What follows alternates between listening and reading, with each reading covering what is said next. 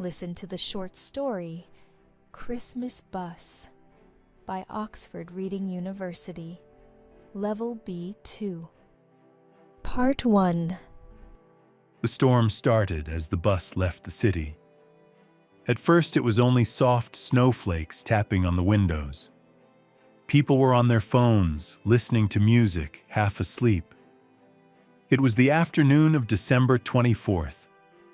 The bus was going north, toward a small town called Maple Ridge. Near the back sat Harry. He held a small, worn suitcase between his feet. Inside were some clothes, a box of cookies, and a photo of his parents on their wedding day. He had not been home for 4 years. Work, pride, and a long argument with his father had kept him away. This year, his mother had called and said, "Please come for Christmas. Your dad misses you more than he admits." Next to him, by the window, sat Abby. Her backpack was stuffed, the zipper almost ready to break. She wore 2 jackets on top of each other and still looked cold. She was leaving Maple Ridge, not going toward it. For her, the town meant a house that felt too quiet, an empty chair at the table, and memories of a brother who was no longer there. She was going to the city to start fresh with a friend. The bus rolled on, and the snow grew heavier. The radio up front changed from music to weather reports. The driver kept turning the volume up. Eventually, the voice on the radio said, "Blizzard warning. Roads north of exit 17 may close. Drivers, use caution." The bus slowed. People looked up from their screens. Harry broke the silence. "Looks bad out there," he said. Abby smiled, though her eyes stayed on the window. "Good thing I'm leaving winter behind," she joked. "Or I thought I was." They started to talk. It is easy to talk to a stranger when the world outside is only white and gray. Harry told her about the fight with his father. It had started with something small, a missed birthday, a rude remark, and grown into 4 years of silence. "I almost didn't come," he said. "But you can't stay angry forever, not at Christmas." Abby told him about her brother, Milo, how he loved snowball fights, how he slipped on the icy river path last year, how he never came home. "Everyone in town knows," she said softly. "They all look at me with sad eyes. I feel like I am living inside a story that never ends. So I bought a ticket, and I'm leaving." The bus crawled along the highway. Snow covered the road lines.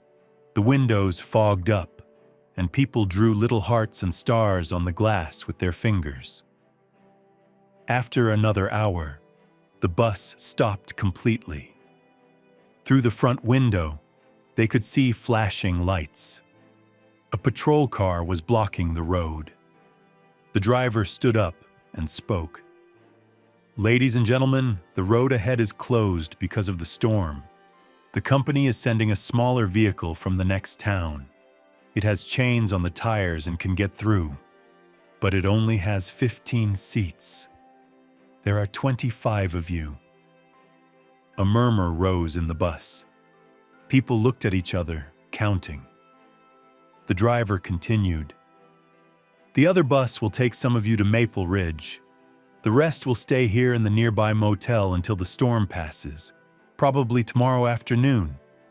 The company will pay for the rooms. I'm sorry. We'll ask for volunteers first. Anyone who does not absolutely need to arrive tonight." Nobody moved. It was Christmas Eve. Everyone felt they needed to arrive tonight. Next to Harry, Abby took a deep breath. "You should go on that bus," she told him. "Your family is waiting." "What about you?" he asked. "I'm running away," she said. "I can do that tomorrow." Harry shook his head. You're starting a new life. That sounds pretty important to me. At the front, the driver started writing down names of volunteers. Only 3 people came forward. An old couple who said they did not mind spending Christmas in a warm motel, and a student who had already missed his connecting train anyway. They needed 7 more. Harry and Abby looked at the half-empty list. They looked at each other. "Let's flip a coin," Harry said. Abby pulled a coin from her pocket. It was a small silver piece with a hole in the middle, something her brother had once given her for luck. "Heads, you go. Tails, I go?" "No," Harry said. "Heads, you go to the city tonight. Tails, I go home tonight." She laughed a little. "Fine." She flipped the coin high. It spun, caught the dull bus light, and fell to the floor. Both of them bent down to look. It was heads. Abby sighed. "Looks like I win," she said. "Good," Harry answered.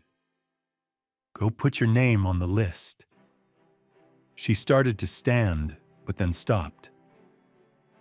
"I don't want to take this away from you," she said. "Your mom called. My mom told me I don't have to leave until after New Year if the roads are bad. It's okay." They argued in low voices for a few minutes. Finally, when the driver called again for more names, Harry walked to the front. He pressed his ticket into the driver's hand. "Give my seat to her," he said, nodding toward Abby. "She's going to the city." Abby stared at him in surprise. Before she could say anything, he turned and sat back down, now holding only his small suitcase.